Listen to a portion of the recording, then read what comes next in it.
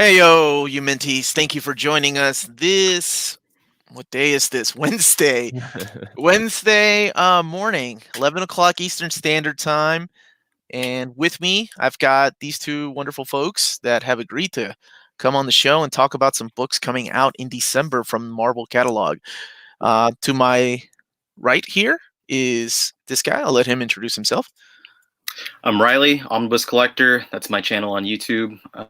Look me up. I recently got it back from Russian hackers, so I'm making videos again. Congratulations, man. Thank you. It's been great. And this gentleman right here. Hello, I am Mike from the Hardcover Comic. I guess, I kind of should have changed my name to that, but glad to be here. I've always been a fan of these and both your guys' channels, so thank you. I'm glad I got to be part of the little circle here. I'm excited. It's something positive to talk about, to take our mind off of all the crap that's going on and all the bad news we've been getting. So let's get hyped up for some books coming out in December. So thank you everybody for in the chat that's joining us. And if you have any questions, if you want me to slow down or talk about a particular book, please let me know in those comments. So before I get started, a huge thank you to David Gabriel, Marvel Comics, for putting this together for us. These books will go into the catalog here in the next coming weeks, so we'll be starting to see them coming out. We'll have the contents of the book and the prices of the book, and all of these most of these are scheduled to come out in December. I don't think I have to tell anybody, but just in case, the dates may vary. Yeah. I think we can all understand. That's just a clear understanding across the table. One of the books I couldn't talk about in November that I can talk about now is we're getting a Swords of X hardcover collection, collecting the entire event. The content is changing, so he did ask me not to share that, but we are going to get a Swords of X OHC, so it'll be an oversized hardcover. Nice. So it'll be the entire event, including all the crossovers with the ongoing books. And let's go ahead and get started. There's only 2 books I can't talk about, and because those titles haven't even been announced yet, so that completely makes sense. Again, let me or these fine gentlemen know if I need to zoom in or if I need to slow down. So we are kicking it off with some Star Wars books. We have Star Wars Volume 2. This is the new series by Charles Soule. Any of you two reading this? Yes. By the way? Yes. Hoping for an omnibus of the rest of I guess what Jason Aaron started and Greg Pak finished. Yeah, so the Gillen run of the previous stuff. Yeah. Another Vader would be nice too. And then this Star Wars Legends Epic Collection Volume 5, The New Republic. So this is the stuff that was printed by, I want to say, Dark Horse originally. So this is Volume 5 of that series in their Epic Collection line. That's pretty big. That's the Dark Empire storyline that they had in those nice hardcovers before. Yeah, and that's probably the Star Wars story from the Dark Horse years, I think. At least to me. When did the stream start? Just now, man. You're not late. You're not late. Nobody's late. Hello from Norway. And we'll get to the comments here in a little bit to talk about some of the stuff. So December, we have Col Savage Sword. This is the Robert E. Howard property that they're doing an omnibus of. This is the very first one. Collecting stuff from Col and the Barbarians, Savage Tales, Bizarre Adventures, and then, of course, the backups in Savage Sword of Conan. Lots of that stuff. And this is going to be 968 pages, $125, which is the price point of those Conan books. It's a little bit bigger than the Conan books. Most of the Conan omnis are about 800, I think. Was most of this stuff already printed by Dark Horse when they had it? The Col stuff? Yeah, but not with the colors and not all of it. Gotcha. No. And by the way, that cover is pretty badass. That's nice. And I'm sure it will have 2 covers, so we don't have all the covers yet. As a matter of fact, when we get to Uncanny 4, we're going to pause there and talk a little bit about that and talk about what we think the DM covers will be. So we have another epic collection of Conan the Barbarian, the Marvel Years, collecting issues 14 through 24. So more of that Royce Thomas stuff. This is the stuff that was collected in the Omnibus that's now out of print. So hopefully, America Chavez. I didn't even know this was a series. It's getting a trade paperback.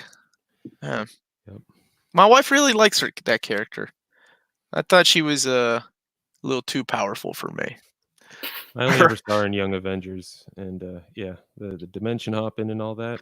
She's pretty bad. Yeah. What about you, Riley? Are you a fan of America Chavez? I go either way. I don't seek her out or anything, but she's never bothered me as a character. Okay. Yep. And Shang-Chi Volume 1. This is also a new series. Of course, probably to coincide with that movie that I don't know if it's still coming in 2020 or 2021. Not sure. Now, give me 1 second. I got to skip these next two books. If it makes anybody feel better, I mean, they're trade paperbacks, so that should make some people feel better. So let me share the screen again.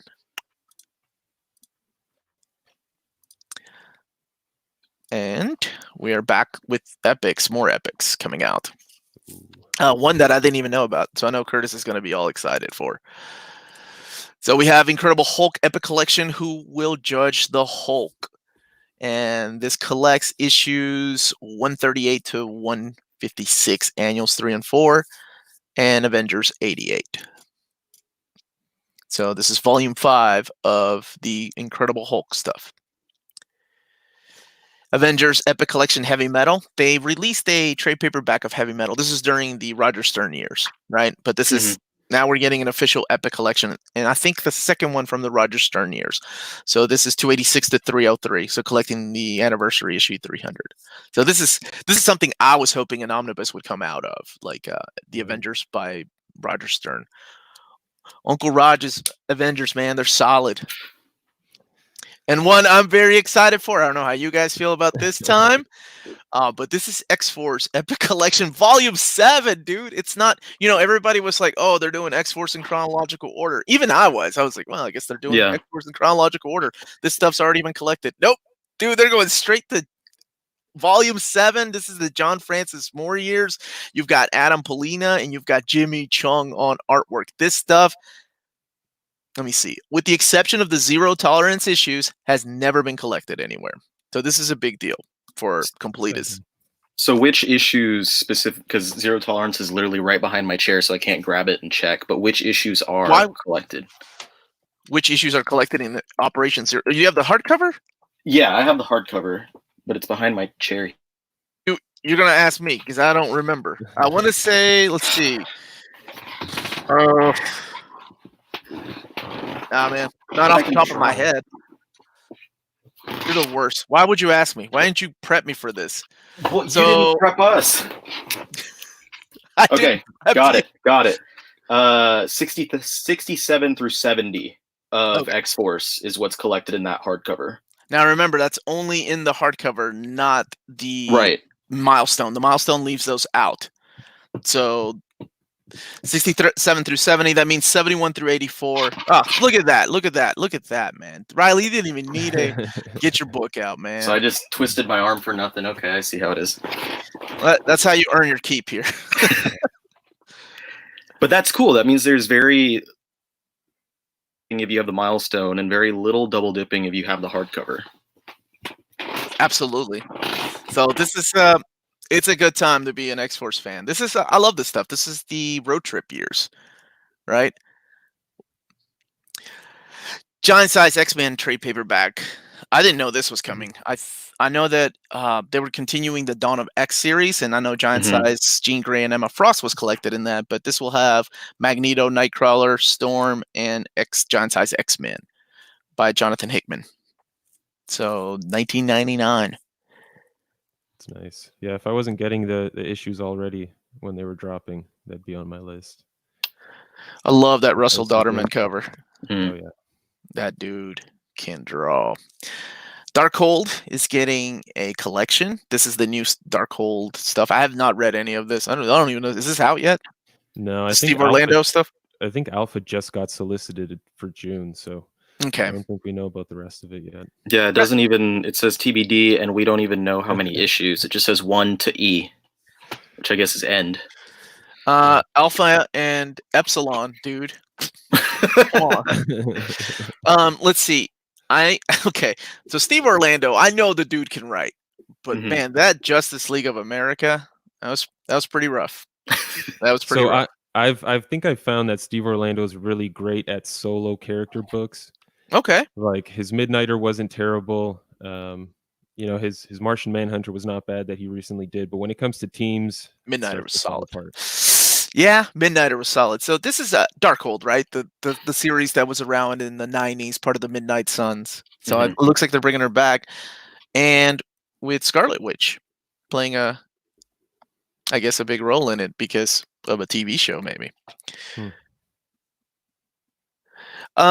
One that I know is a special place in my heart is getting reprinted, and that is the New Warriors Classic. They added Classic. It makes me feel old. So, but regardless, if you've never read this is the best Fabian ECSF work. I absolutely love this omnibus. It's got some of the best stories, and hopefully it will sell enough for them to get us a volume 2 one day. But this is the Scotty Young cover. The DM cover, I'm sure, will be the Mark Bagley cover. So they had to denote classic, so you don't think it's going to be the one with B negative and Snowflake and Safe Space. Well, I'm thinking like every one of the how many times are we going to do New Warriors? Let's see, we had the one in the late 90s, and then the Civil War, the Zeb Wells run, and the one that goes into Civil War, and then Chris Yost, the guy that wrote Underworld, which actually I really like that series, and then the Chris Yost. So this is the 5th time we're relaunching it. Can we just make them warriors? Like, I don't mind. Night Thrasher can come in his robotic wheelchair. Let's just make him older, wiser. No new kids. Anytime there's new kids, it's always a bad idea. So anyway, and one that I know a lot of people are really happy about, of course, is the X-Men by Chris Claremont and Jim Lee Omnibus Volume 2, collecting one of the best storylines, in my opinion, ever, and that is Endgame, and that is from the issues of X Factor, where it's the whole story where Cyclops has to give his son up to the Askani. And then, of course, the relaunch of X-Men, the #1 best-selling comic of all time. Thank you so much, Kevin Gravau, right? Oh, wait, I think... Mike, you can help us. How do you say that last name? Gravois? Gravois. I think. Thank you, sir. Man, I hope so. Thank you, sir. French vibe to it, yeah. Yeah. All right, let's continue. Now, y'all know, and we'll talk about Moon Knight here in a second, so hold on. Y'all know we're going to stop here for a second and talk about this book. No, I was surprised. I said this to you before, just so we can see everyone collectively crap themselves on this video, but you announced it already. Time to think about it. Yes, I announced it already because I knew I was going to end up inviting you and talking to you all about this, because I was going to talk to you all about what you would have added, what you want to see as far as the DM cover, what if you were disappointed in the page count. But I mean, I know that at least you and I don't know about Mike, we all knew that this was not going to map up all the way to Mutant Massacre. There's just no way. I think I've said it on my videos many times. X-Men is too much. It's like printing money. There's no other way to put it. X-Men fans love this stuff. We were patient between volumes 2 and 3. We will be patient between volumes 4 and 5. So it took us... I mapped that right. I said 176 to 193. Being the logical stopping point. So it also has Uncanny X-Men Annual number 8, Kitty Pryde and Wolverine 1 through 6, and the Alpha Flight 2-issue miniseries by Paul Smith, and the Marvel Fanfare number 40. Now, just out of curiosity, I know what I would have added, but what would you two, or anybody in the chat, please, what would you two would like to have seen in this omnibus? That's not in here. I still have my and you can't say X-Men Micronauts. Because that's not going to happen. Shut up. As much as I wanted to. I still have my guess on here, which was going up to 198, and that's the basically the contents all the way up to that Ghost story, the paperback, and then everything else, I guess, is the same. I had, the Kitty Pryde and Wolverine. I had the annual in here, and then the X-Men Alpha Flight, the 2 issues. Although I put in there also X-Men Annual 9 and New Mutant Special Edition number 1 as a possibility. For the so you can get rid of that Asgardian Wars OHC. Exactly. But I would assume that either Annual 9 and New Mutant Special end up in either X-Men 5 or a New Mutants book, either way. Mm-hmm. So eventually. Namaste to you, sir. Thank you so much. Oh my goodness, 21 days lockdown. Whew, you got a lot of. I got some team members over there. They were telling me about it yesterday. Much love to you, man, and everybody else in the chat. We'll get through this together. So, what about you, Mike? Let's talk about X-Men again. Well, yeah. So I'm gonna be pretty upfront. I'm not the biggest X-Men fan, so I'm just sort of going along with the flow. I'm gonna stop you right there. I'll see you guys later. Thanks, Chris. Get this guy off of the channel. All right, I've tried, man. I've tried multiple times to get into the Claremont stuff. Mm-hmm. My YouTube partner Matt, he keeps saying it's something that he enjoyed more reading it physically. So maybe at some point I'll get around to it. I've tried digitally so many times, and it's a struggle for me. But just out of curiosity, like, what did you read? Not that I'm going to tell you what you should read, but what did you read from the Claremont era? Yes, you will, Omar. I mean, I totally will. I started from the beginning. I forget what issue it is, but I pretty much Googled it. Whatever the start of his run was, that's where I started. Okay, so pretty much like probably Giant Size 1, right? And then 94, 95. Right. Yep. I vaguely remember Cyclops standing by a gravestone, and then Storm starts going crazy, and then that's pretty much it. So maybe a handful of issues. That's all I read there. They were skating during a Christmas party, and the Sentinels showed up. That's 90. That's 98, 99. Like, yeah. Okay, so you made it a little bit. Let me. The one thing I do recommend the people reading and seeing if it's, like, I think to me the epitome of a story is the God Loves Man Kills story. Like that to me is the best Chris Claremont, best X-Men story ever, and it shows you how great X-Men can be and where it all kind of leads to in the Claremont saga. But okay, no, it's cool. Not here to judge. That's awesome, dude. You at least tried.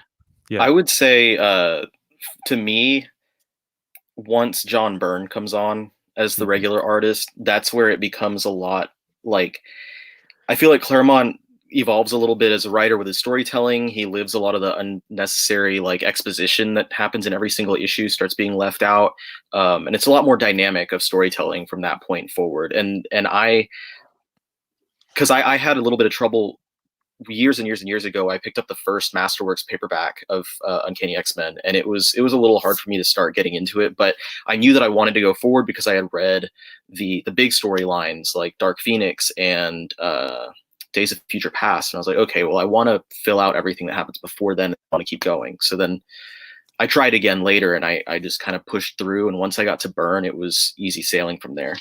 Okay, I'll keep that in mind. I'll have to push through. I mean, I like the X-Men. I've enjoyed things like New X-Men by Morrison, Astonishing X-Men, Uncanny X-Force.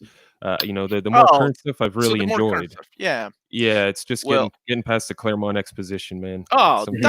No worries, man. We'll just need a book report by Friday, though. I'm just sitting at home, so who knows what's up with that.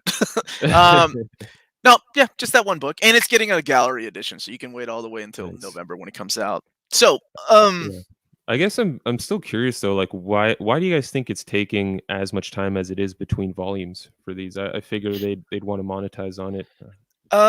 Keep it going. I'm sure part of it has to do with other formats that they're being released on. Some of this stuff has been released recently in Epoch format, in trade paper, thick trade paper. The Masterworks are the big one, right? Yeah. Masterworks that's where they spend their money to do the restoration. And then once they're out for a little while, even though I don't know for a fact, but I'm almost willing to bet there's more Omnibus collectors than there are Masterworks collectors these days. It seems like, the Masterwork line just kind of gets a preference when these books come out, like something like this, or Spider-Man for that reason. So we get excited when like Spectacular Spider-Man gets a Masterwork, because we're like, yeah, in a couple of years we'll have an omnibus, maybe, right? So I think that to answer that inquiry, it's kind of, to me, it seems like they're spacing things out because they're putting filler in between, and so many. Just Mason is one guy. There's the one in the chat. There's so many people who, the Venn diagram of X-Men collectors who are like completists and like omnibus collectors, and there's a huge crossover where like X-Men people are more completist than any other fans. Like you can talk to Omar or myself and we will buy anything. We'll tell you like, no, this is not good, but I'm buying it because it fills that gap on my shelf. Dude, how many times on the channel have I said, Chuck Austin's X-Men run is the worst thing? But let me tell you, once that omnibus comes out, you're damn right, I'm going to get it day one. Day one. So it's that kind of thing. And I believe that they're trying to, they delay it in between the time and put a bunch of those less fantastic runs. They, between 3 and 4, we had a lot of little things spread throughout, and some good ones too. Like we had Mutant Massacre as well, but it's just a way to kind of keep people hooked, and to keep buying books in between. The snacks between the meals. Exactly. Yeah. Sometimes I think like, I do this with my daughters, like when we're watching Dragon Ball Z. I don't know if you're familiar with that, Mike, or not. Okay, so my friends are like, my friends that are older, are like, obviously you're watching Dragon Ball Z Kai, right? And I'm like, no, God, no. Like we're watching Dragon Ball Z because in order for my kids to appreciate the good stories, we got to go through 85 episodes of Frieza blowing up a planet together. Then my wife is like, this is torture, and I'm like, no, I'm having to rewatch it too, so they're not alone. Right. You mean, guys, you've never powered up in your basement for 2 days straight to go to work? Come on. Not to go to work. The only thing I'm surprised that was not on here is, I would say, Firestar 1 through 4, which is what I mapped out. I'm like, maybe Firestar 1 through 4, maybe Nightcrawler, but I kind of see Nightcrawler being in the second omnibus. So, Firestar kind of leads into issue 193, not to give anything away, but I thought that was a pretty important part of that, and I know for a fact it's not being collected in New Mutants, so I was kind of hoping to see it here. And maybe Nightcrawler, maybe some issues of what was it, the one issue with Rachel in Marvel Comics or Marvel Team Up? That would have been a pretty good one. But I mean, for the most part, I'm happy with the mapping that they did here. I mentioned this, I think, before, but I think that with these, they're focusing on Claremont's stuff that he's written. And I wouldn't be surprised, and this would be basically just to milk completists like us, if they do a companion that has a bunch of those miniseries that were not written by Claremont, like the ones that you're talking about. Yes, you're right.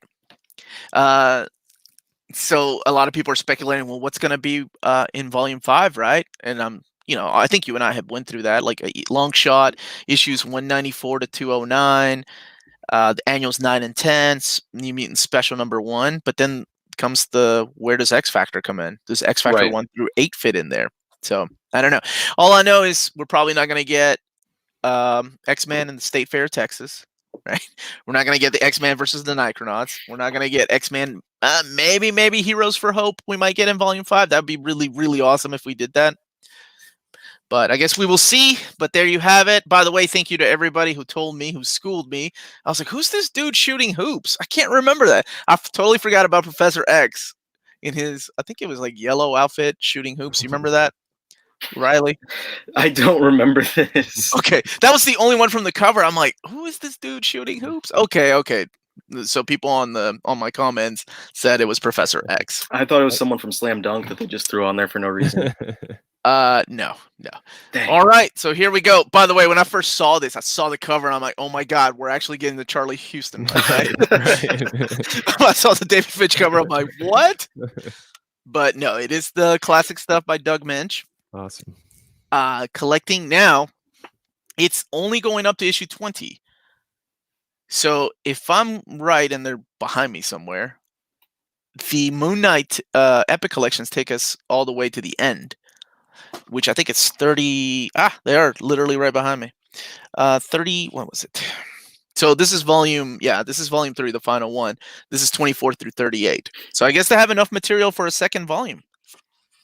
I guess they didn't really put like a classic title or anything on it, so maybe they'll just go through, I don't know, different volumes of Moon Knight that came out. Maybe they could, because after this, then there's that run, the Mark Spector run. Yeah. Right, which would be really awesome to collect because that's got some really great artwork, and the story isn't that bad. Hey Omar, can you explain the DC Black Label? Yeah, we'd love to explain that as soon as we're done looking at this. So they have enough for a second volume, but this is Moon Knight Omnibus Volume 1. So there you have it, guys. There's the content and the page count, the ISBN, because I know some people like looking it up that way. It's over 1,000 pages, $125, and we know that there's going to be a DM cover. By the way, Riley, since Mike said he wasn't an X-Men fan, what would you use as the DM cover for Volume 4 of Uncanny? I like the one that you mentioned in your video, which was that 193. 193, yeah, the anniversary one, but also the issue, I forget which number it is, with Cyclops on the cover fighting the tentacle monster. It was used for the cover of one of the Masterworks. Oh yeah, 176. Yeah, that one's a really, really nice looking cover. I really like it, at least. Yeah, that's a good choice. But it's not. I don't think that they would, because it's not like they usually want to keep more of a team on the front, at least a few characters, and that one's basically just Cyclops. Yeah, I went through the covers and I'm like, oh yeah, Rachel was wearing some kind of S&M outfit fighting Celine in that one cover. Yeah. I don't know if that's going to work too well on the cover. What? Why not? No, depending on who your audience is. So we have Black Panther, who is the Black Panther. That's these are the stories that were picked by editors to showcase a character. So for Black Panther, they went with Reggie Hudlin's run. Really interesting that they went with Hudlin's run, and I completely get it because it's a lot easier to get into than Christopher Priest's run. Sure. It's also, that arc is kind of a origin story type deal. Yeah. More or less. And we get in Marvel the art of George Perez. This is the hardcover edition. So, damn, I like those books. Now, I've been getting a lot of questions about this. So there you have it. It is the Venom by Donny Cates Volume 2, collecting issues 16 through 25. This is the oversized hardcover. Riley, right off the top of your head, what comes in between volumes 1 and 2? Absolute Carnage. That's right. So they took that into consideration, that people that were buying Absolute Carnage, because it makes sense, right? The Venom stories within Absolute Carnage, you couldn't really read without Absolute Carnage. So that's why it's mapped together in there. So there you have it. Venom looking all kinds of badass with wings and a sword made out of his body. But that's some berserk stuff there. $34.99, 240 pages. An omnibus I had no idea was coming. Wow. By the way, that's one thing about Marvel, and I can safely say this, that anytime we're looking at these, you can believe that they will add more omnis or hardcovers to this list. Venom, sorry, on Venom though, that collects the tie-ins for Absolute Carnage. Right, because I think the tie-ins were 17 through 20. Yeah, it skips the War of Realms tie-ins, which were written by Thierry or Bunn or whoever wrote that. But it collects both Absolute Carnage and then the Venom Island arc, which kind of follows as kind of a direct epilogue to what was going on with Carnage and all that stuff. Okay. So this will double dip with your Absolute Carnage, but as Omar said, you really can't read those issues you could, but you miss a ton of the story of what's going on in Absolute Carnage if you only read those issues. Yeah. So then the War of the Realms will have issues 13 through, 15, I think. 13, right? 14, and 15. Yeah. So thank you for double checking that, Riley. I appreciate that. Mhm. So yeah, one of these books I had no idea was coming, but I know a lot of people will be happy about this. This is one of those creator-centric books. This is Marvel Love and War Omnibus by Jack Kirby. So it's war stories and then love stories, because that's what was popular during the 60s, late 50s and early 60s, like when pretty much in between the Timely and Atlas years, like all these books were just like no more superhero books. Nobody cared about superheroes. The war was over. We want to see love stories, and then war came back. So anyway, they're all the stuff from Jack Kirby here. 592 pages, $125, but the restoration on these things are amazing.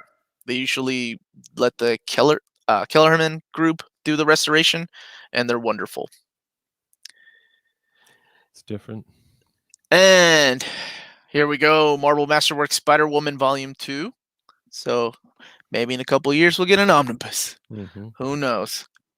Collecting 9 through 25 and Spider volume. What? Okay, that's a misprint. That's the actual volume number of the Masterwork, 299, meaning that the 300th Masterwork, if you watch my channel, is going to be Howard the Duck, which, by the way, nobody guessed right when I was doing the giveaway. But thank you all for trying. There was one guy that said, I think it'll be something obscure like Howard the Duck, but I'm just going to play it safe and say it's going to be Man-Thing or something. And I'm like, oh, dude. So close. I sent him some books anyway, because I was like, well, you were the only one that said it. So here is Howard the Duck, guys. Masterwork for you Masterwork lovers, which is interesting, right? Because as Mike and Riley know, there's already an omnibus of the stuff. Right. And complete collections too. Yep, and complete collections too. Oh yeah, $75. That is. Yeah, that's the Masterworks price, though. Basically, and honestly, some of them are $100. Now we're getting Valkyrie Jane Foster, and at this moment, I want to remind everybody, please smash that like button if you haven't hit like yet, and subscribe to the channel where we put out videos every day. I can't believe Valkyrie Jane Foster's still going. Yeah. Oh, dude, yeah. How do you pronounce that dude's name? Torun Grönbeck. I'm asking the most Viking guy in the group because he has a beard. So yeah. Oh. Torun Grönbeck. Which is, I think, is like. It translates into something really cool, right? Torun is in relation to Thor, like literally saying like it's like, you know, Thor Odin's son or whatever. So Torun is kind of like that. So that's kind of interesting that you have, or not interesting, but fun that you would have someone who is named after Thor writing a Thor-related book. Yes, it is a woman. It is a lady writing Thor, Jane Foster, or I think it's Valkyrie, Jane Foster. It might be daughter of Thor. Okay. Oh, wow. What a godsend. Cool. If anybody was born to write Thor comics, it's somebody named daughter of Thor. Actually, I like the first book, but that wasn't her. Wasn't it Al Ewing and Jason Aaron? Yes. Don't lie to me, Wows. I know damn well that's not her real name. That's got to be her real name. This is interesting. We're getting a Spider-Man by Todd McFarlane complete collection. I know Curtis will get excited about this because that kind of gives us an idea of where maybe the epics might lie, like where the epics may come to an end. So this is Spider-Man by Todd McFarlane, and only Todd McFarlane. So you don't get that Eric Larson issue 15 in here, but you do get that fine X-Force 4 crossover event where they knock down the Twin Towers, or Juggernaut does. But it's the Todd McFarlane one out of... Yeah, that one's out of print, right? I would think so. Yeah, the Spidey by McFarlane. Okay. Yeah, because I remember all of a sudden everyone was going crazy about wanting it, and I was like, no one wanted this like months ago, and now everyone wants it. So now the Michelini and McFarlane one, that one's still in print because that one went through 2 printings, I believe. I mean, it looks like that's unavailable too, but I only have Amazon to check here in Canada. Oh, okay. It's cool. Acts of Vengeance, Spider-Man and the X-Men. So we're getting a Acts of Vengeance trade paperbacks. We're getting a series of trade paperbacks. The main one that you would probably need if you're just interested in the main event would be the Acts of Vengeance Avengers book. That's your favorite event, right? Acts of Vengeance? I didn't hate it. Actually, I thought there were some really cool things that happened in it, right? Yeah. Like I thought the whole thing with Red Skull was cool. The who was behind it all was pretty interesting. I like the fight with the New Mutants. It was obscure characters fighting. Like who was it? Tiger Shark fighting Wolverine in his own magazine by John Byrne and Archie Goodwin, I think. So I didn't have an issue with it. It's other events I have issues with. I want to correct myself on Torun. It's actually, and I knew I had read the root of the name before, but it's a combination of words from Old Norse meaning thunder and to love. So it still works really well. So you lied to me? It's not Daughter of Thor? No, it's not. Damn it, dude. I have you on this channel for one reason. I got that Spiderman Mcfarlane already in hardcover. Yes, you do. If you have the Omnibus, it's already in there. Captain Marvel versus Rogue. They've been fighting for a long time. And this takes us through all the classic fights, including the very first time when Rogue snatched her powers in annual number 10, when she came back and fought Rogue, when Rogue was still evil, when she came back and fought Rogue again, when she was binary, and Rogue was now good. The classic hot tub fight. And anybody that's read X-Men knows what I'm talking about in X-Men 269 by Jim Lee. Top notch. You should have recommended that one to me. I didn't know you were a Rogue fan. So yes, it's just a collection of these two ladies fighting for well over a couple of decades. Actually, they're still fighting. Damn. Yeah, that's from the current Kelly Thompson series in there too. Okay. Conan, the Song of the Dead and Other Stories. So this is collecting stuff from the Dark Horse years, not in Epic format. And this is the event you were thinking about, Mike. This is the event where I said goodbye to comic books. I'm taking a break.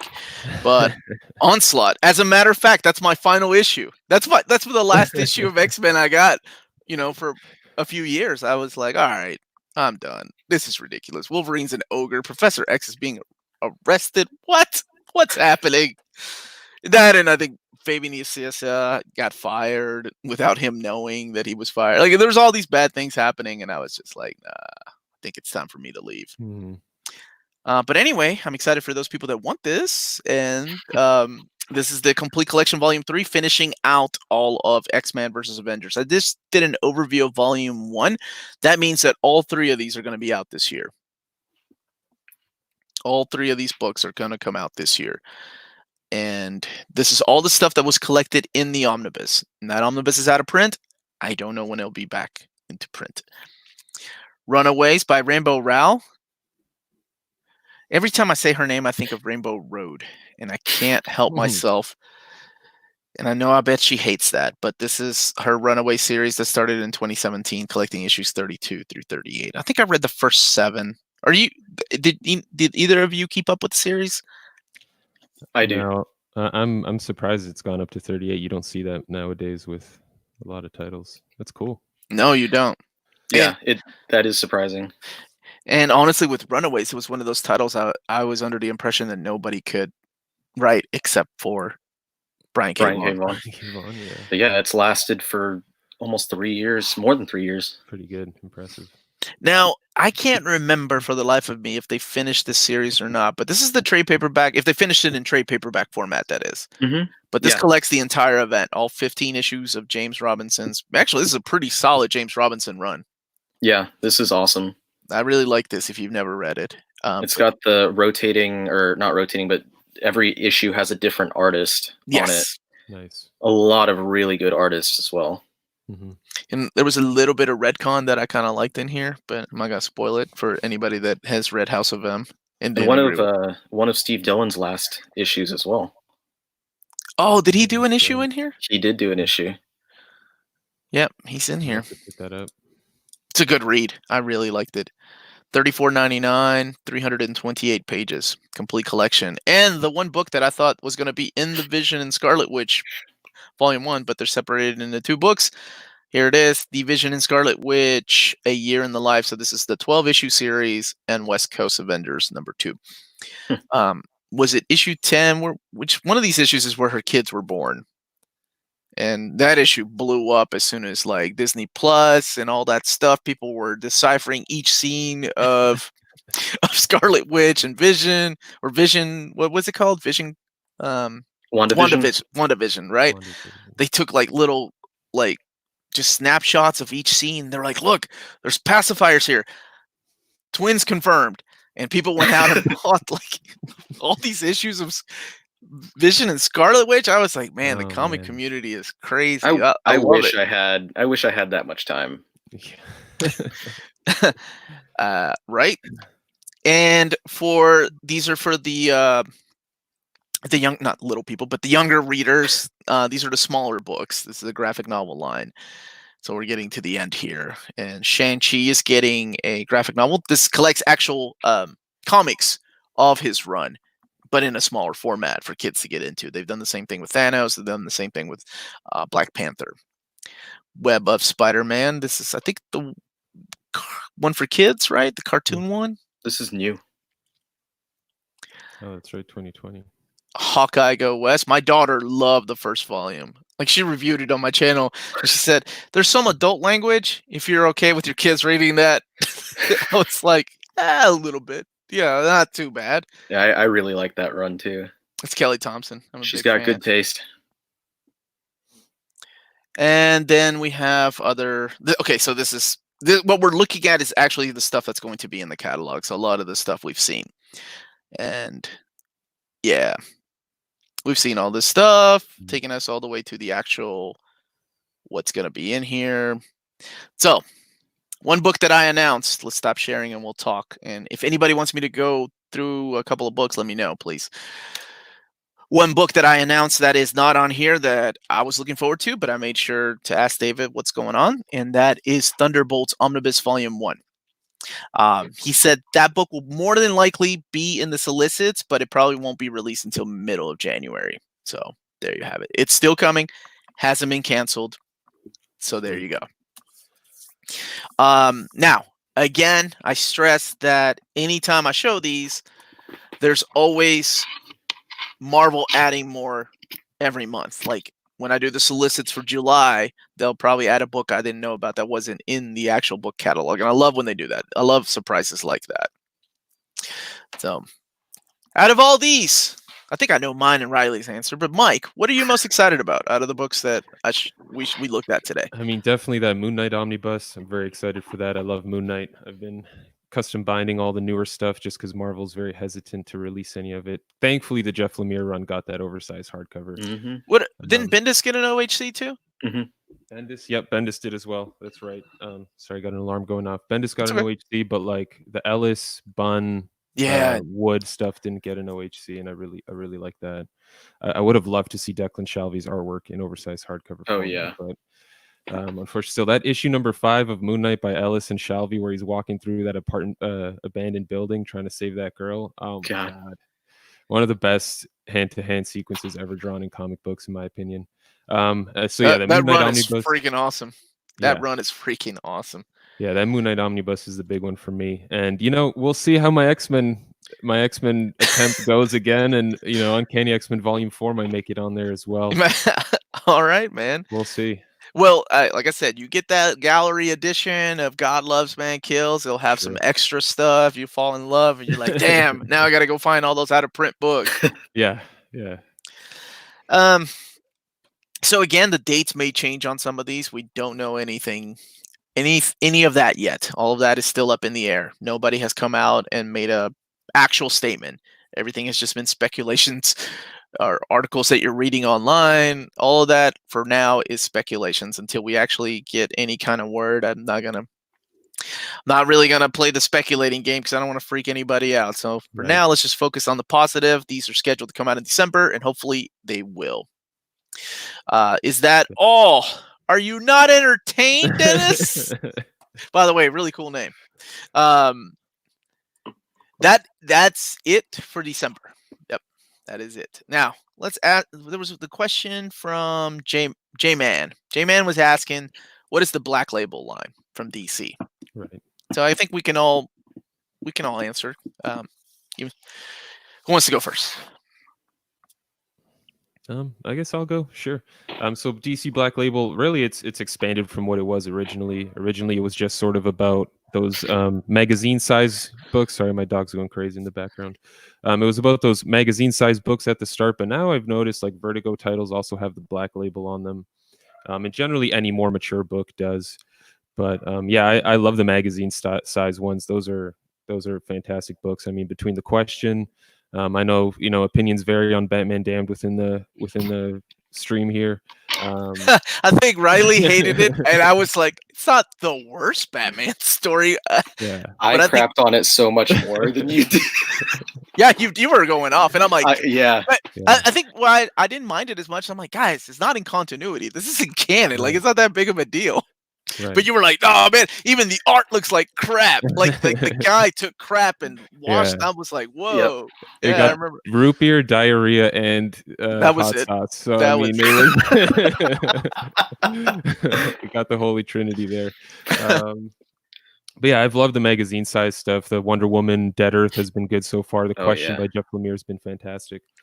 But I haven't read like Joker, Harley, Criminal Sanity, or Harley Quinn by Palmiotti and Connor, just because I'm not the biggest fan of their Harley interpretation. But that's, I mean, my recommendations would definitely be The Question, Wonder Woman, and Killer Smile as well. Joker, Killer Smile was awesome.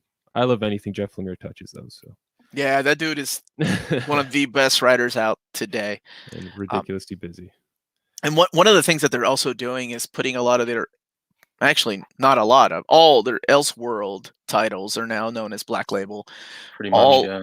All of the Vertigo titles will be Black Label. As a matter of fact, I'm almost 100% sure that when Absolute Swamp Thing gets reprinted, it will have a Black Label sticker or whatever on it, a stamp, instead of the Vertigo that was on the original printing.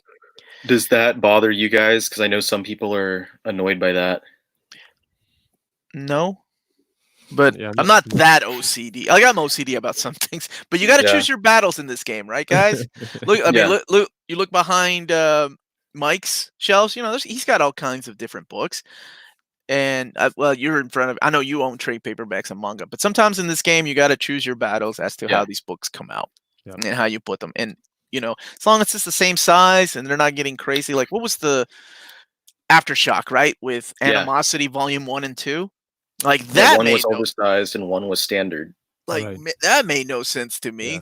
So, yeah, no, I know some people are very compulsively like upset when stuff like that happens, or like, for instance, I guess a good example would be the Green Lantern by Jeff Johns Omnis had throughout their printings different logos, and a lot of people go crazy about that. And it's like, okay, like you have the content, you have the book, and that's what it's about, is like having those stories. So I get it sometimes, but to an extent, like you said, Omar, you have to choose your battles. You can't get upset about every little thing. Right. And I've learned that. You're in the collecting game for so long. Not everything is going to please you. You're not going to agree with everything. You're not going to agree with every mapping. You're not going to agree with every cover. But hey, we're getting the books, and that to me is the most important thing, right? Getting the books on the shelves. Yeah, like I wasn't right about Uncanny X-Men 4, but that doesn't mean I'm just going to say like F this and not pick it up. Right. Yeah, I mean, it went from canceled to actually getting released, so that should get people happy enough. Right. As far as Star Wars epics, it was the Legends Epic Collection, the New Republic Volume 5, which, as Riley stated, it contains all the Dark Empire stuff. Mm-hmm.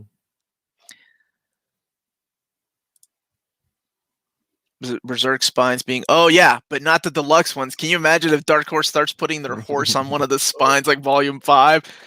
Because right now they're all black, right, with Berserk on there, and that's perfect. If they start putting like their logo, like their big horse, like taking up half the spine, then I might be like, come on, guys. Do I need to waste my money and like rebind these? It was like the people like you had been collecting the paperback ones forever. You have the old DMP volumes, and then all of a sudden it has that different like black stripe on the bottom.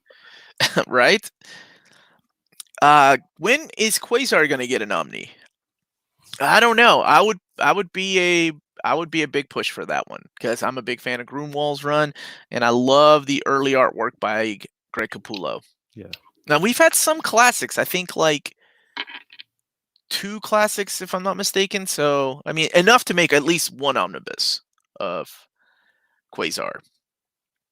We need a Wolverine and the X-Men Jason Aaron omnibus reprint. We do. Yep.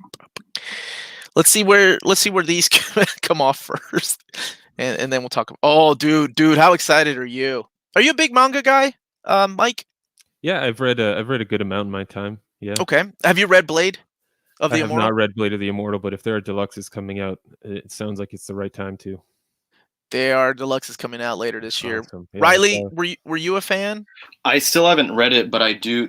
They were just out of arm reach, but I have all 10 of those paperback omnis. So you got to sell those then, right? I'm gonna go ahead and read those and make my decision whether like. Dude, you're gonna read the first one and you're gonna be like, "I'm selling these." Yeah, get out of here! I need the hardcovers. They're in my top 10 favorite manga of all time. I love those books so much. Beautiful. I've never seen. How do I describe it? I described it to my wife when we were dating. I'm like, it is the most beautifully drawn, violent piece of art you're ever gonna see. Like, because dudes are getting like cut up in hundreds of pieces, but the way that he draws them, oh my gosh, it looks like a beautiful piece of art. It's wonderful. Right. Have you read Samura's other series, the D. Wergelder? No, but I read his one-shots, like the little one-offs that he's done. They're pretty good.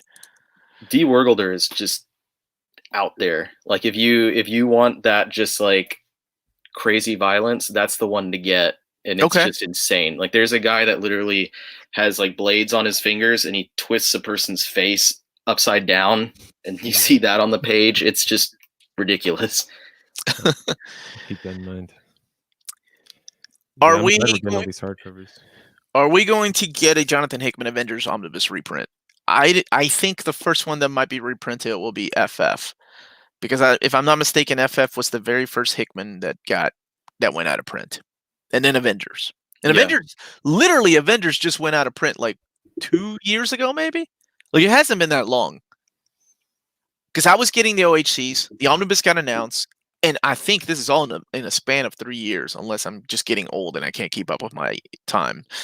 In the span of 3 years, I was buying the OHCs, omnibus got announced, I'm like, I'm selling the OHCs, I bought the omnibus, and then about less than a year it went out of print. So I think it's been out of print for 2 years. Yeah. And then in late 2018 or early 2019 is when Volume 2 went out of print. So that one might be a while before we see. I'm thinking FF by Hickman might be first. I'd like that. That'd be nice. So here's seriously considering selling 70 plus epics, keeping a handful of omnis and going digital, mostly epics. Is this something you guys would ever consider, though? Thoughts on older comics digitally?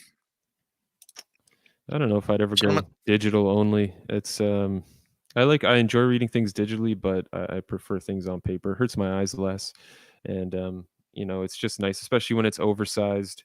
You can see the whole page. A lot of artwork, I mean, the classic stuff, I guess, does lend itself better to digital reading, panel to panel. But like, I couldn't imagine reading like a J.H. Williams the third book digitally, and not having that huge 2-page spread out in front of me. And then I guess you're also at the whim of like Comixology if they ever go down or crash or anything. That's a big worry of mine, because then you don't, with digital, even though you buy it, you don't own it. It's the same as like digital movies, shows, and stuff like that. Like you're basically leasing it for however long the company stays afloat, Comixology or whoever it is. So I don't know. It's also, to me, I don't have any digital trades. I read digital, like for all new issues of everything, I read digital. All new issues that come out, I keep up like that. And then if I like it enough that I think it belongs on my shelves, I'll buy the trade or I'll buy the hardcover. Right. But getting a digital collection, definitely never something that I've thought about. I've thought about consolidating my collection a lot and getting rid of like certain formats of books, just like, shedding all of my paperbacks, because a lot of things are getting hardcovers eventually, but I couldn't imagine going only digital for everything. I'm in the same boat as Mike. I can't read digitally for more than a few issues. Like if I'm reading, like on the go when I'm on a plane or traveling for work, Right. I don't mind that much. But Mhm. even then, my eyes strain for a while, and I've Yeah. tried different ones. Like the Surface Pro is the best one that works for me, but I've tried different ones, and it's just I like physical. And it's just the Yeah. way that maybe my eyes got adjusted to it. Maybe they're old eyes. I don't know. But I don't think I could consider selling the physical copies and going digital for a lot of these books. Yeah. Maybe if push comes to shove and some things have to go, maybe Daniel Way's Wolverine Origins books will be the first to go. I had someone comment on my video I put up of my manga library, and they Yeah. said, "What's the point of this when digital like comicsology exists?" And I didn't even start about it. I was Oh, like, that I'm not gonna. well, that's a whole nother episode. You could focus on like the Yeah. debate of whether you actually own these things or not, right? Right. Yeah. Right. Like my brother's a big digital video gamer, and I'm like, nah, baby, old school. Yep. Of course, he's rubbing it in my face. He's like, "Where's your Animal Crossing now?" And I'm like, "Ha, I don't even want to play that game, so shut up." Yeah, I mean there are definitely benefits to digital. Like the sales are incredible sometimes for like Yeah. $4.99 to get an Epic collection or something is an amazing deal. But in terms of digital, like the only time I really invest too much in digital is like a Humble Bundle. Like right now there's the Witchblade one. We have zero affiliation with Humble Bundle, but there's a Witchblade one right now that you can get every Witchblade comic published for like $15 I think. Unlocks every Gosh. Witchblade. It's DRM free. You get to download it. So it's not like it's in the cloud somewhere. It's on your physical computer on a hard drive. So I mean that's probably the best way I would go with it if I had to. And that's also a rare thing, right? A comic Humble Bundle. So yeah, like my boy here, Project Viking, saying I lost 36 digital movies when Fixer went down, but my primary library is physical media. Yeah, I'm the same way. And right now, like and this is not comic books, but with streaming media like Netflix and Hulu has already said they're going to make everything SD instead of HD because everybody's streaming. Yep. You can't. I have a physical 4K player, so that's the reason why I keep those things. And this whole digital versus physical, I mean, that's a whole debate, but that's just my opinion and our opinion. Here's a good question from Shy Warrior. What was your first comic book, guys? I'll go last. I'll let you gentlemen go first. I'm thinking. I think the first comic I physically got in my hands was an issue of Amazing Spider-Man. I remember I was like 8 or 9 years old. Went to the comic store with my grandma's, one of those sketchy comic stores in the basement underneath a plaza strip mall, and it was just this random Amazing Spider-Man cover. He had the black suit on. I think Silver Sable was featured in the issue. But the first comic that actually got me excited about comic books again was Sinestro Corps War. That was a few years later. That was a good one, though. Yeah. I remember the first comics that I read. My uncle had a bunch of his old comics from when he was growing up around.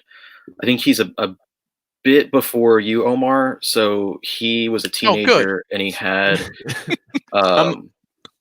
someone older than me. Well, because I'm gonna say something and then you're gonna be like, oh, I was a kid whenever, because he had issues of Claremont's he had some Claremont New Mutants in there. Oh yeah, I was a kid. And so I think he was a teenager at that time. Okay. So I had some Claremont New Mutants that I remember checking out. He had some Deadman, I'm pretty sure Neil Adams, and there was one issue though, because and it will make sense why, but that I kept returning to, and it was one of Marvel's What the issues. Oh right, yeah. Not What If, but What the, and it was like what if Wolverine's claws were coming out of his feet and stuff like that. So it was a really funny issue, and I remember reading that a lot. But the first issue that I found, it was either a Star Wars Droids issue from Dark Horse, a Spider-Man with one of the holographic on the cover, one of those like anniversary issues. Oh, I remember those. Do you remember the color? I think it was a blue one. It was a blue cover with the holographic on the middle. Yeah, I'm And I trying to don't think. remember which issue it was. Was that Peter Parker? I'm trying to think. Anyway, go ahead. Or it was an issue of Maximum Carnage. Okay. So 90s. Cool. Mhm. Mine, and I still have it with me, is Uncanny 168. When I had my appendix taken out in Peru, my uncle sent me a bunch of comic books. I did not read English. So it was a lot of fun trying to figure out what the heck was going on in these books. But eventually I started getting them in Spanish, and man, yeah, it's all she wrote. Nice. My first comic was 45 years ago, so can I make it up? Sure, man, make it up. Yeah, I think. Thank you. I It was Spectacular nice. Spider-Man. I didn't think it was amazing. Amazing was black. Web of was red, I think. So Was it like 250 or something? It's your first comic, man. It's long gone. What were you saying, Mike? You didn't keep it? I was just gonna say, I think that's how Jim Lee learned English too, was reading comic books. So if you ever meet him, you got an icebreaker there. Yeah, I've met him before. I've met him a couple times, Nice. and now it's probably impossible to even go talk Sure, to him because sure, But he was a really, really nice, down to earth dude. What will sell out first? Astonishing X-Men or Wolverine Omnibus in April? I think the Wolverine DM is probably going to be gone first. This is if nothing gets delayed and everything gets released before Astonishing does, but probably Wolverine, the DM. The kids who got Batman Damned as their first comic. Man, there's some really good ones. Transmetropolitan #1. Wow. What a great issue. Yeah. Those are the kids who are going to be like, yeah, I'm not reading comics. This is not a hobby for me. But yeah, I think it was Spectacular 189. I'm pretty sure. Oh, you can't see crap on my phone. I got it. The first thing I remember reading was the Dark Phoenix Saga paperback a friend of mine had at his house. I borrowed it many times. Oh, that hits me right in the feels, man. That hits me in the feels. Cool. Good. Let's see. Sandman and Watchmen were my first. Wow, way to freaking set the bar high, man. Can you imagine reading those two books and then, well, I guess everything else is crap now. Yeah. Especially during those days. Yeah, I guess I can only read stuff from these two writers going forward. Yeah. I remember my first DC was like Crisis on Infinite Earths #7. I had no idea what was going on. I was so lost. But eventually, it took me a couple of years to figure out what was happening. Oh, okay. When I was starting to pick up collected editions, like when I had the money to start doing that in high school, my first ones I started with like the Maximum Carnage collection because it was one of the earlier ones that I had bought. So there was a lot of the red cover. The one that has like the smaller city, the city, and he's like over the city. Carnage is. I picked that one up from Midtown Comics in New York, and the original Secret Wars.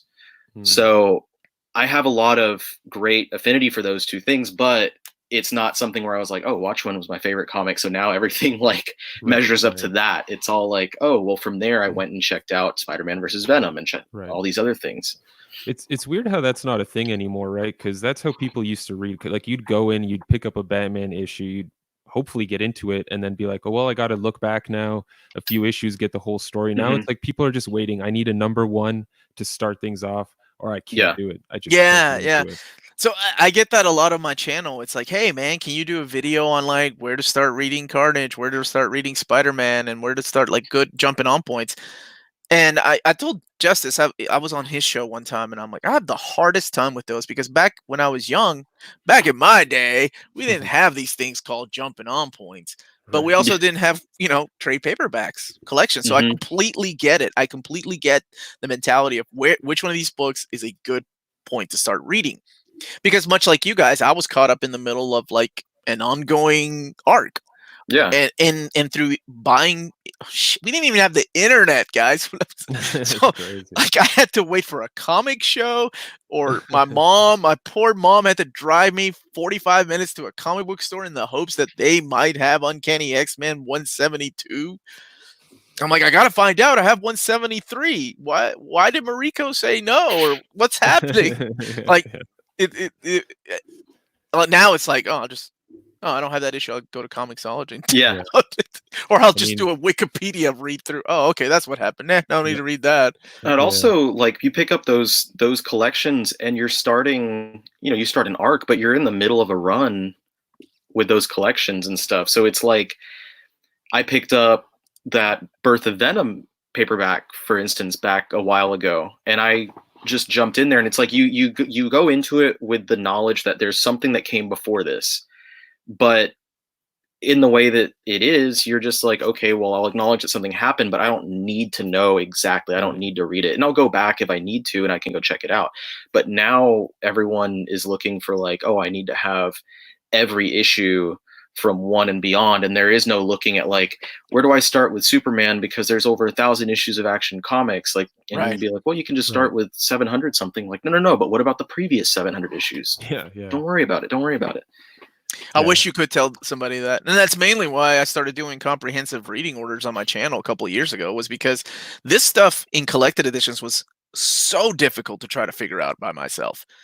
And luckily, through a series of just years of keeping tabs and having a little notepad like a big dork, I'm like, oh, okay, this trade paper. What? There's a trade paperback that fits in here? I was able to just hold all that in here. Everybody, I live in France. Have you news about availability of Daredevil Omnibus by Bendis? Impossible to find it here, out of stock. Okay, so we did, but everything has changed now, right? So Diamond announced that they were going to restock, or they had the restock of Daredevil by Bendis coming out in April. I believe April 20 something. Whatever that week was. That's when stores were going to start getting those books. And then they announced that they were going to get Uncanny X-Force restocks in May. But everything is on hold so far. So that's the last we heard. Diamond has and even they kind of messed up their wording on things, because apparently you can't even reorder things through Diamond now. So I think this week might be the last week for books. I don't know. As far as I know. But until I get like actual somebody coming out and saying it again, like, yeah, this is what's going to happen. And it's not just, it's everybody. It's Cheap Graphic Novels, IST, Tales of Wonder. Yeah, they're out in stock at CGN. Are we going to get, this guy really wants this answered. Are we going to get an Amazing Spider-Man Epic Collection volume by Stephen Ditko? Didn't we already? The Secret of the Petrified Tablet? But well, damn, I don't even have it with me. I thought we did already at the beginning of the year. We had 2 back-to-back Epic collections from Spidey. So that answers your question, I hope. Sorry it took us a long time to answer. I'm trying to catch up with the chat. I used Wizard Magazine collection tracking software in the that dates you, man. Yeah, I get it. Yeah. There used to be a website that had some books that somebody uploaded, and then you know what I did? I did have a Delicious Library. I don't know if y'all remember that. It was a free app on Apple, and I had a scanner that I borrowed from work, and I scanned my books, and then like it would create a virtual library. It was such an amazing program. I wish I need to tell my friend to program something like that for just Omnis. I think I remember using something like that a year ago. I don't remember what it's called. Something like CBZ Library or something like CBZ Library. Yes, CBC Library, I think. Same thing with the availability of Uncanny X-Force. It was scheduled to come back into restock in May, but I think everything right now is on hold. But those books for like April and maybe even May, those things I feel like are physically, they exist. It's just a matter of when they're going to wind up being able to be shipped. Right. That's the thing, right? They're waiting for, I guess, things to pass. And right now we don't know, because nobody knows, right? I mean, like, this is something that has never happened in the history of, at least collected editions. Like, I don't want to just limit it to comic books, but in like, it's a worldwide event. That's like this pandemic that's happening is not something that it's unprecedented. It's crazy. It's never happened. So there wasn't a plan B, right? Nobody's like, oh, well, let's activate plan B. This has happened. That Yeah. no, right? I mean, there are countries' leaders that are freaking out right now trying to figure things out. So, Yep. Time to be patient. And then there's just us sitting here like, when am I getting my X-Force omnibus? and you know what? If the whole world was just worried about that, I would be completely okay. That would be good. Yeah. Not comic related. Damn it, Hayden. How are you guys doing? Oh, never mind. How are you guys doing in general? Hope you're keeping safe and healthy. Yeah, how are you guys? Mike, where do you live? I live in Toronto, Canada. Toronto. How's Toronto, man? It's been good. I mean, it's supposed to be this isolation and essential workers only, but cars are driving by the window nonstop. So I don't know. There are incidences here. I've been pretty safe. I'm temporarily at home, and I got my grandma living a couple floors up. So I'm staying safe just to keep her safe. Good, good. Like Batman says, it's not about you, Robin. You'll kill Alfred. So staying That's indoors. right. That's right. That's a good way of thinking it, man. Yeah. I'm the same way. I'm with my kids. I do not go anywhere. I have parents that live 30 minutes from me. When they need something, I go and grocery shop for them. Riley, are you guys on mandatory? What is it over there in Texas? What do you guys think, Riley? It's broke. different for each county. Sorry. So Dallas County did a mandatory shutdown. I'm back again. But my county and like surrounding counties, it's kind of up in the air. It's basically each county does whatever they want. But my wife and I, we haven't left for more than groceries for a couple weeks now. I'm heading back to work on Monday because I work in what's considered essential because we provide transportation for government agencies.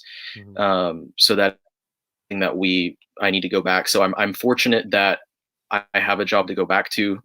I just have to make sure to stay safe, basically. But mentally doing well and keeping myself occupied, just reading and creating content, whatever I can. That's the thing, man. You got to keep your brain busy, whether it's reading or whatever it is that you do. Mm-hmm. Oh, okay. Amazing Spider-Man Epoch Collection. It's out of print again. Are you talking about the one that just went back into print that was only available in the direct market?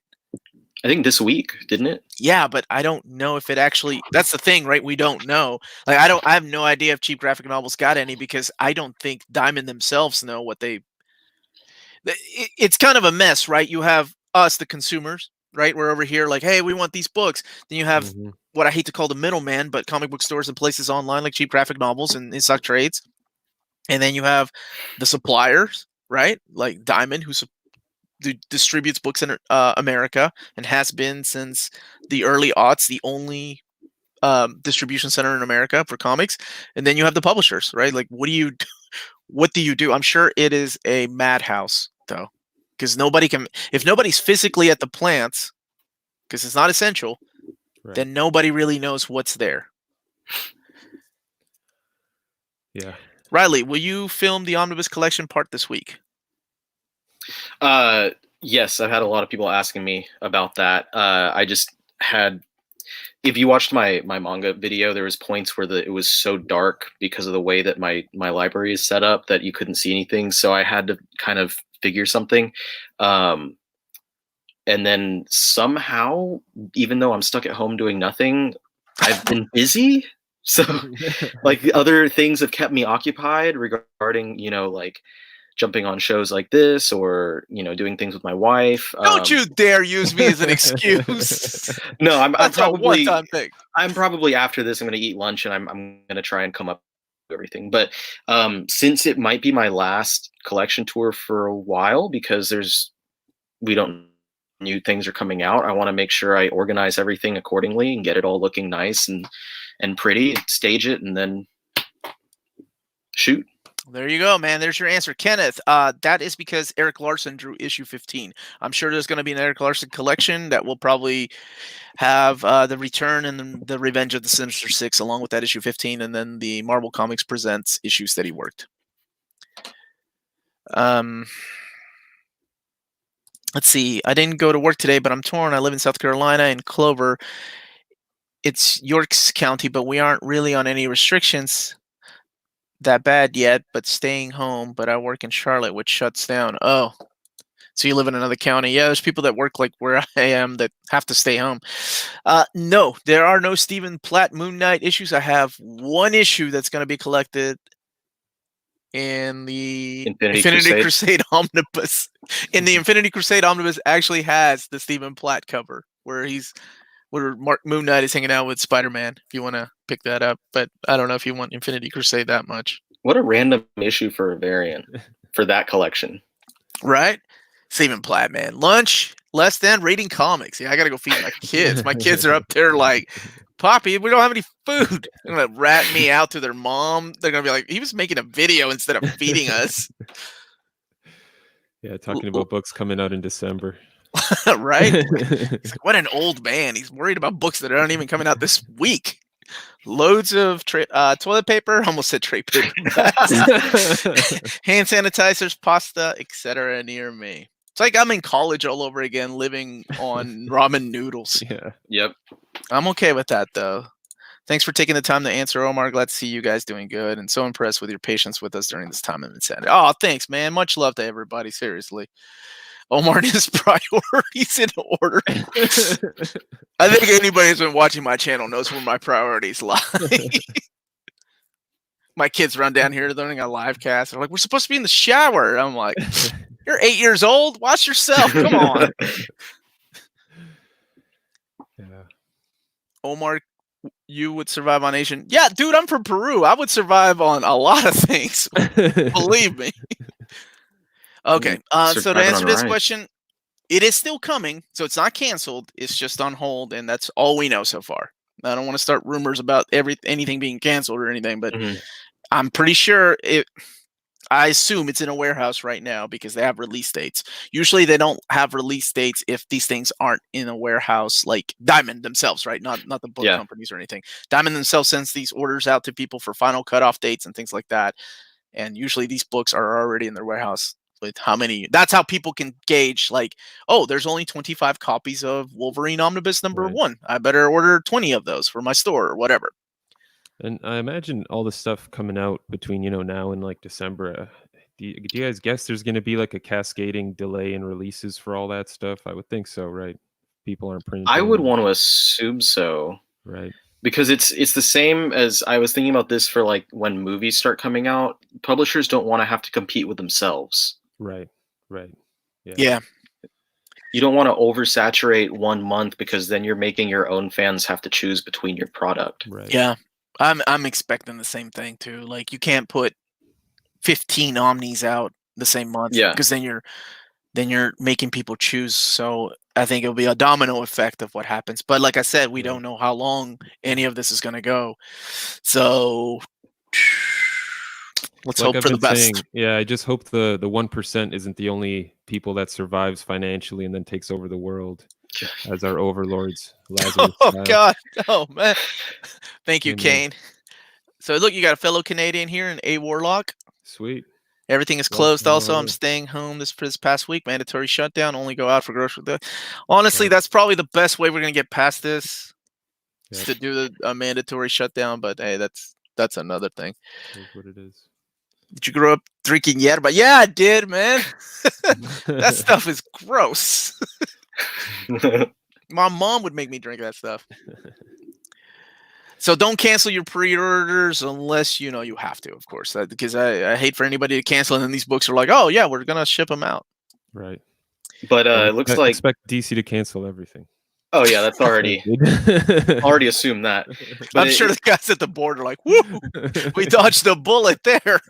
It looks like manga for right now at least is still coming out on schedule.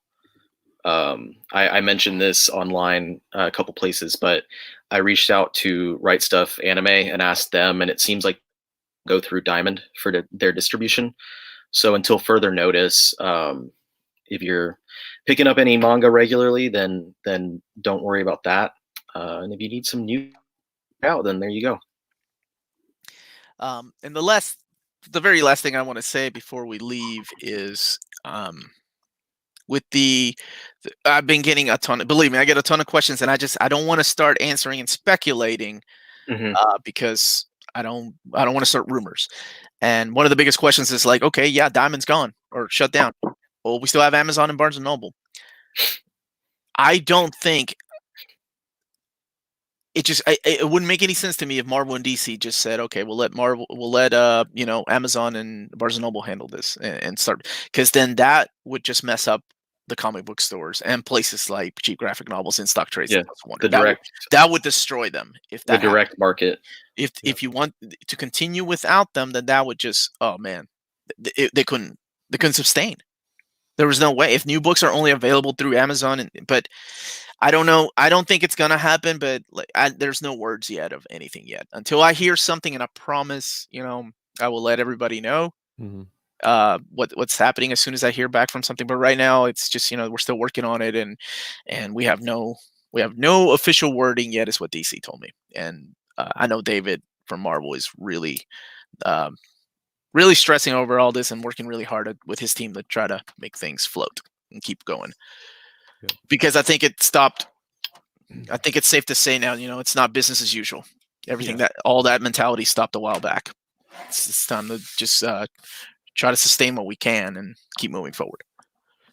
You guys think they're going to do the digital only releases for new issues, or you think they're going to hold on? No, that's another tough big decision right because not everybody reads digitally. Another thing is there's several countries that don't have access to this stuff. Right. Several countries out there, and then digital is such a small fraction of your of how much they earn. Right, like physical is the biggest earner for these companies. So it'd be interesting to see what's up. Marvel is Marvel, but yeah, it's gonna be an interesting few months, regardless of whether you're in comic books or whatever. It's in general, it's going to be interesting. So thank you, everybody. One more thing though, if check out cheapgraphicnovels.com. That's our official sponsor. They've been great. Tell them Your Mint Condition sent you their way, and yeah, that's even though they may or may not get any new Omnis or whatever here in the next couple of weeks, you can go and buy a bunch of stuff that you've had on your wish list. So that's one way to support that wonderful company. That's cheapgraphicnovels.com. And any last words, gentlemen, before I sign us off? Just a big thank you. Thanks to everyone who joined, and thanks for having me on, Omar. Yeah, we're chatting with you both. Where can people find you, man? YouTube, the Hardcover Comic. Same thing on Instagram.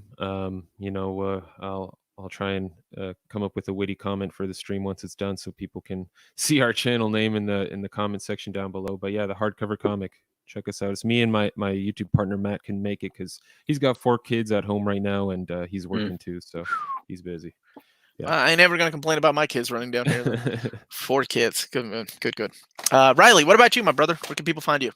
On YouTube, the Omnibus Collector. On Instagram, RileyMo, RYLEYM0. On there, I'm just posting pictures of what I've been up to, what I've been reading. So check me out there. And thank you, everyone, for thanks guys for the conversation here, and thank you everyone for watching and helping us keep some amount of normalcy in our lives. Yep.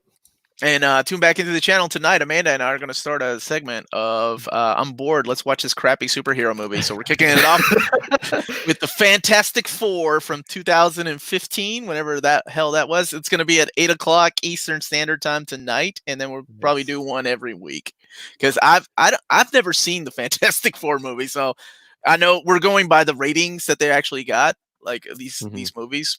Like whether it's Metacritic or Rotten Tomatoes or whatever, the worst rated superhero movies, I'm going to start knocking them down. So, so please don't forget to hit that like button. And again, thank you everybody for joining us. And I'll be back live at 8 o'clock tonight. So y'all stay healthy and safe out there.